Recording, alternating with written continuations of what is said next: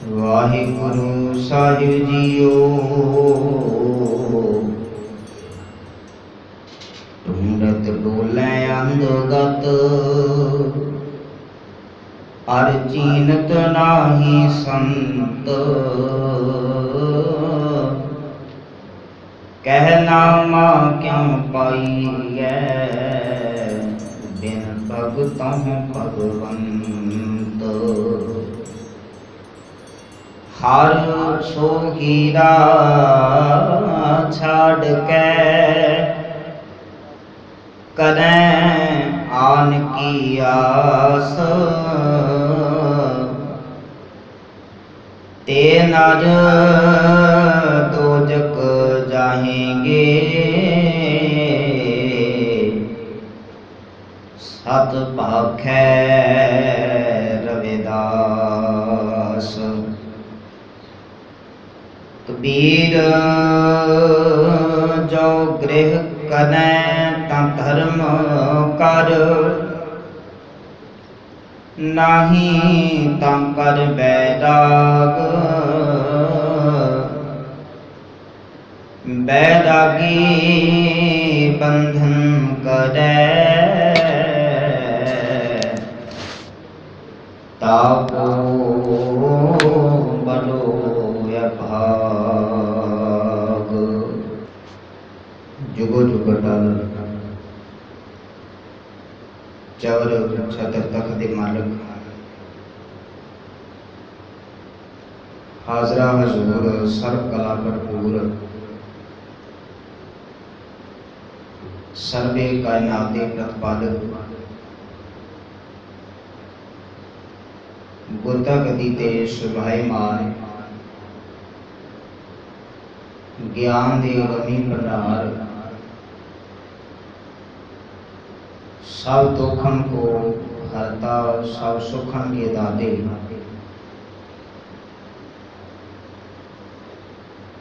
धन धन साहिब श्री गुरु ग्रंथ साहिब महाराज जीओ की पावन पवित्र हजूरी अंदर बैठ करके शब्द कीर्तन का रस आनंद माणिया है। आओ पावन बाणी की विचार अंदर भी मन बिरतियां एकाग्र करिए। विचार की रमता तो पहला गुरु बख्शी फतेह सांझी करो आखो जी वाहिगुरू जी का खालसा वाहिगुरू जी की फतेह।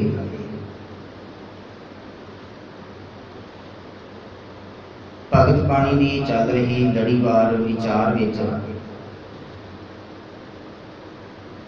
भगत कबीर साहब जी के श्लोकों की विचार चल रही है।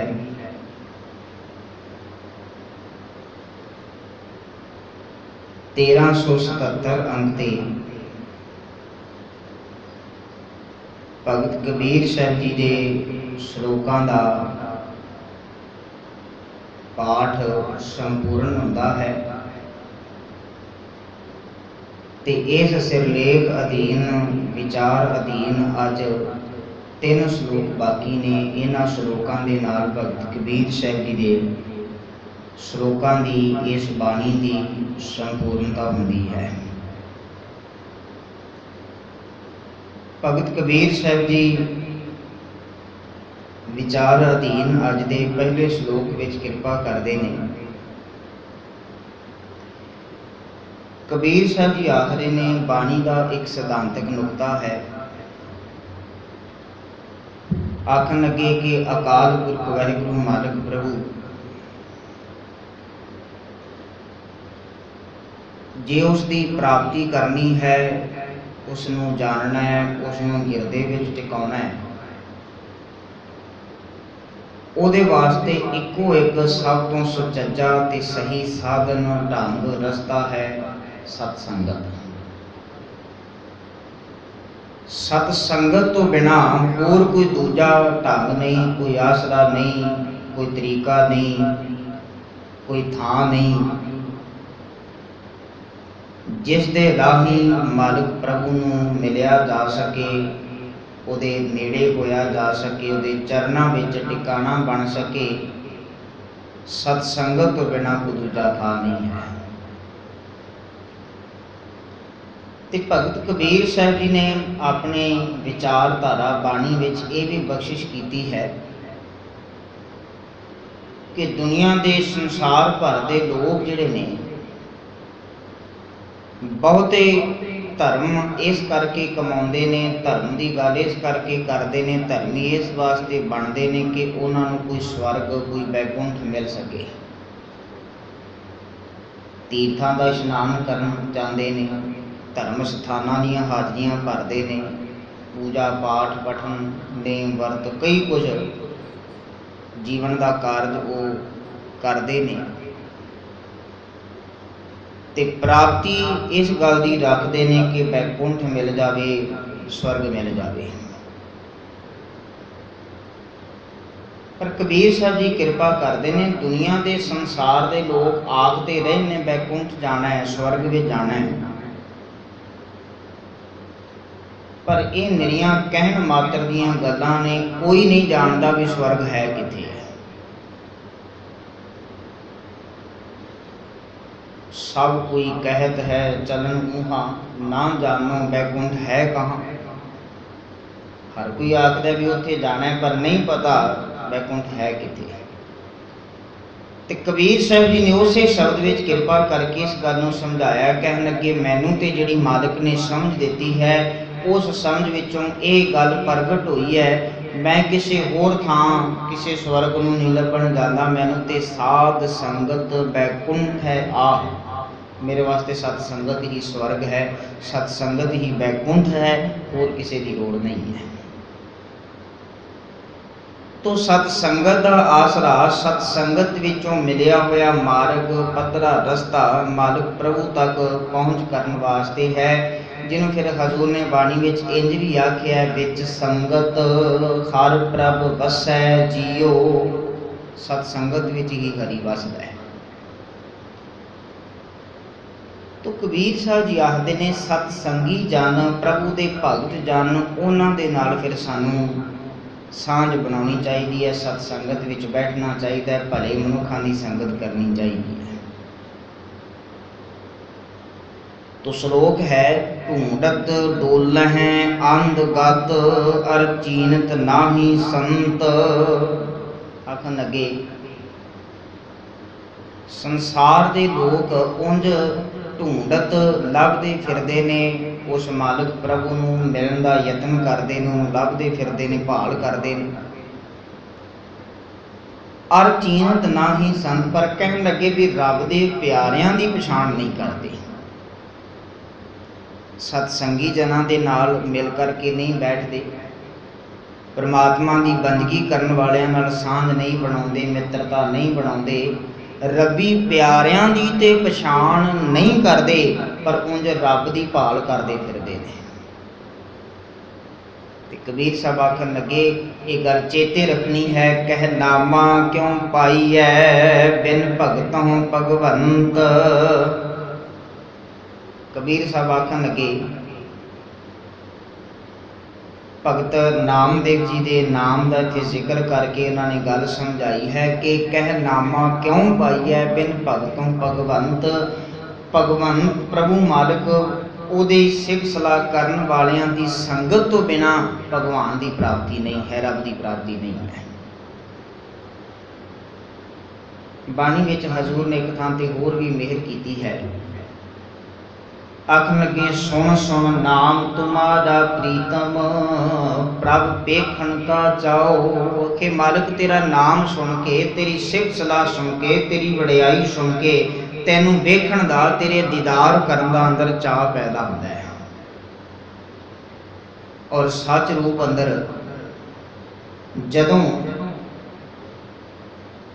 ਭਾਈ ਜੋਧ ਕੋਲੋਂ ਭਾਈ ਲਹਿਣਾ ਬਾਣੀ ਦੇ ਬਚਨ ਸੁਣਦਾ ਹੈ ਤੇ ਮਨ ਵਿੱਚ ਚਾਅ ਪੈਦਾ ਹੋਇਆ ਵੀ ਬਚਨ ਕਿਸ ਦੇ ਨੇ, ਮੈਂ ਵੀ ਉਹਦੇ ਦਰਸ਼ਨ ਕਰਾਂ ਜਾ ਕਰਕੇ।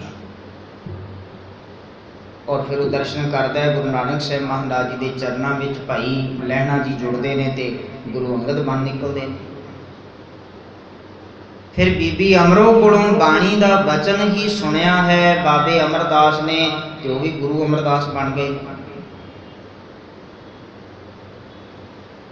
तो कबीर साहब जी जिक्र करते हैं कि सतसंगी जन रबी प्यारे भगत जन जिहड़े ने परमात्मा की बंदगी करने वाले ने, उन्हां दा जीवन मनुख नूं सुचज्जा बनने वास्ते प्रेरणादायक हुंदा है। इस करके भले मनुखां दी संगत करनी चाहिए है।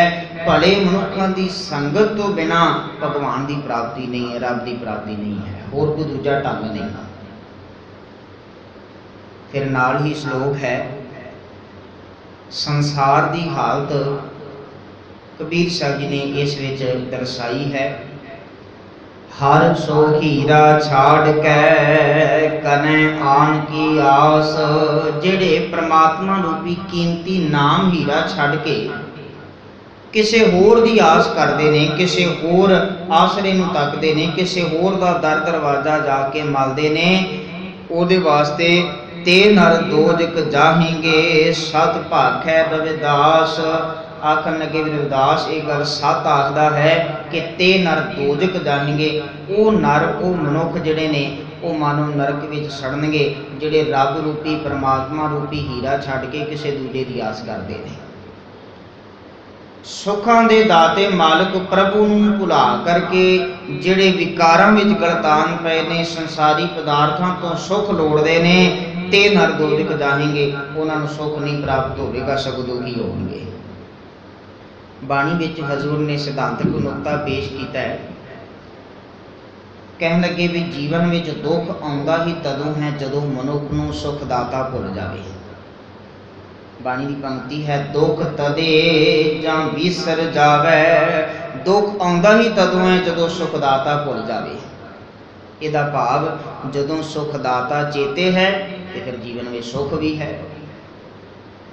तो सुखां दे दाते मालिक नूं चेते रखना, उहदे शब्द नूं, सिद्धांत नूं, सिੱਖਿਆ नूं अपने जीवन विच टिकाउण वाले आत्मिक तौर ते सदा सुखी रहिंदे ने, आनंद विच रहिंदे ने।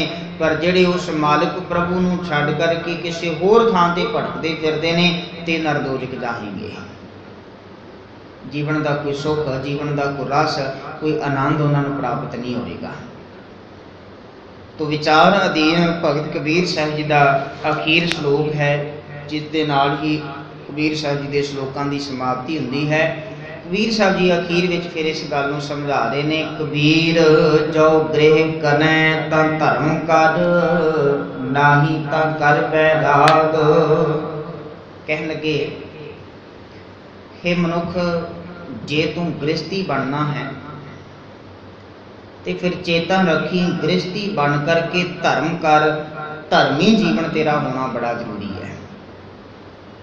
किरतकार करने, अपना गृहस्थ फर्ज निभाउंदियां दाते नूं, मालिक नूं, प्रभु नूं चेता रखना है, उहदे हुक्म विच रहना है, उहदे शब्द विच जुड़े रहना है। भगत कबीर साहब वेले जां उस वेले का जिहड़ा धार्मिक हालात है, धार्मिक विचारधारा है, तो उस वेले जिहड़े गृहस्थी बनते ने, घर परिवार वाले बनते ने, उन्होंने कोई धर्म कर्म करने वाले समझिया नहीं सी जाता। उन्होंने आख्या जाता सी भी रब की प्राप्ति नहीं कर सकते। जिहड़ा गृहस्थ धारण करता है तो उन्होंने आख्या जाता है भी ये रब की प्राप्ति नहीं सी कर सकते। इसे कारण करके जोगी लोग जिहड़े ने वो संसार का भी ते परिवार का भी त्याग करके पहाड़ों से जा करके बैठ गए। तो इंज भी होया जिस वेले गुरु नानक साहब की सिद्धां दे नाल विचार गोष्ठी हुई है, चर्चा हुई है, तो सिद्धां नूं जदों पता लग्या भी गुरु नानक साहब ते गृहस्थी ने, उन्होंने ते बच्चे भी ने, तो उन्होंने ये गल कह करके गुरु नानक साहब नूं उलांभा दिता है। आखन लगे भी जिवें दुध विच खटास पा दी जाए तो दुध फट जाता है, खराब हो जाता है। कह लगे तुसीं ते इवें अपने आप को जिहड़ा है भी धर्मी भी आखदे हो, तो गृहस्थ भी धारण किया है, तो दुध विच क्यों कांजी पाई, ये एवें कतों कर दिता है। पर गुरु नानक साहब ने सिद्धांतक नुकता जिहड़ा उन्होंने समझाया है, ये गल कही। कहन लगे आखे जोगी, जदों भंगरनाथ जोगी ने सवाल किया है तो गुरु साहब कहन लगे भी हे जोगी, तेरी तो मत ही कुछ अजी है। क्यों? क्योंकि जिन्ना जिस घर दे विचों तैनूं जन्म मिलिया है वो भी तो मां सी, वो भी तो एक इस्त्री है। ते दूजी गल, जिन्हां लोकां दे घरां विचों तुसीं मंगण जांदे हो, भोजन मंगण वास्ते जांदे हो, जिन्हां घरां दे विचों तुसीं कपड़े मंगण वास्ते जांदे हो, उन्हां नूं ही तुसीं निंददे हो। होए अतीत गृह तज उन्हों के घर मंगण जाई। अपने आप नूं जोगी अखवा रहे हो, पर जिस वेले भोजन की लोड़ है, कपड़ियां की लोड़ है, गृहस्थियां के घर में जाते हो, मिलता तो उत्थों ही है। तो सतगुरु गुरु नानक साहब जी आखन लगे कि गृहस्थ धर्म धारण करदियां अकाल पुरख वाहिगुरु नूं मिलन दा ढंग तरीका सौखा सार्थक इंज है, जैसे जल में कमल निरालम मुरगाई ने साणै, शब्द सुरत भाव सागर तरिया नानक नाम खाना। कह लगे जिवें भावें कमल का फुल चिक्कड़ विच उगया होवे, पर वो चिक्कड़ तो पानी तो ऊंचा उठ करके बाहर सुगंधी देता है। इवें ही आखते ने भी पानी दे विच रहन वाली मुरगाबी जिहड़ी है वो पानी में जिन्ना चिर रहिंदी है अपने खंभ भिजन नहीं देती। जदों मन करे जदों चीज़ चाहे तो उस विचों उड़ जाती है, उन्होंने खंभ गिले होने की कोई मजबूरी नहीं है। तो इवें हजूर आखते ने भी गृहस्थ धारण करदियां होइयां सुरत विच गुरु का शब्द टिका ते भाव सागर तरिया जा सकता है, कोई माड़ा नहीं है। ते कबीर साहब आखन लगे भी जो गृह करें तो धर्म कर, जे तू गृहस्थी बनया तो तैनूं धर्मी होना बड़ा लाजमी है, तां प्रवानगी होगी। ना ही तां कर बैराग, जे धर्म जे गृहस्थ धारण करके गृहस्थ विच रह करके भी तू धर्मी जीवन नहीं अपनाया तो कहने के भी ये तो चंगा फिर बैराग ही है, जोगी बन जाना ठीक है। पर बैरागी बंधन करे ताको बड़ो भाग, कहने लगे बैरागी होकर के जोगी होकर के अपने आप को माया तो विरक्त अखवा करके भी जे माइक बंधना वाले पासे पदार्थों वाले पासे तेरी प्रीत है, तेरी खिच है, कहने लगे ताको बड़ो भाग, तेरे उस तो वड्डा कोई अभागा व्यक्ति नहीं हो सकता। इस करके कबीर साहब जी ने जो जीवन जाच बख्शिश कर दी है, आखन लगे कि जे गृहस्थ विच तू टिकिया होया तो जीवन जिउण दा सचज्जा ढंग धर्मी जीवन अपना, सच दा मार्ग अपना, विकारां तो उच्चा उठ करके माया दे मोह तो उच्चा उठ करके अपना ये फर्ज भी निभा ते मालिक प्रभु नाल प्रेम भी प्रीत भी तेरा परपक होना चाहिए, वधना चाहिए। तो कबीर साहब जी ने विचार अंदर जो जीवन जाच अज बख्शिश की है ते आखन लगे रबी प्यारे भगत जना की संगत कीतियां अकाल पुरख वाहिगुरु मालिक की प्राप्ति हुंदी है ते परमात्मा कीमती नाम रूपी हीरा है, जिहड़े इस हीरे का त्याग करते हैं ते नरदोजक जाएंगे। ते अखीर में जिक्र किया है, हे कबीर जो गृह करें तो धर्म कर, तो धर्मी जीवन अपना, गृहस्थ विच रहिंदियां होइयां मालिक प्रभु की बंदगी विच जुड़, गुरमुख गुरु के सन्मुख रहने वाले जिहड़े ने वो माया विच उदासी, माया विच रहिंदे हुए माया तो उच्चे उठे रहंदे ने। तो इहो जिहा जीवन अपनाउण वाले जिहड़े व्यक्ति ने गुरु शब्द अनुसार हजूर आखदे ने कि उन्हां दा मालिक मेहर बख्शिश करके ये लोग ते सुखिया पर लोग सुहेला बना दिंदा है। होइयां बेअंत भुलां दी खिमा अज इत्थे भगत कबीर साहब जी के श्लोकों की समुची विचार जी है संपूर्ण हुई है। कोटानकोट शुकराना धन साहब श्री गुरु ग्रंथ साहब महाराज जी का, जिन्होंने मेहर करके यह मत बुद्धि जी है वो शब्द अनुसार घड़न का सतगुरु ने यत्न किया है। गुरु मेहर करे इन्होंने शब्दों अनुसार असी भी अपना जीवन अपनाइए। फतेह की सांझ पाओ आखो जी। वाहिगुरू जी का खालसा वाहिगुरू जी की फतेह।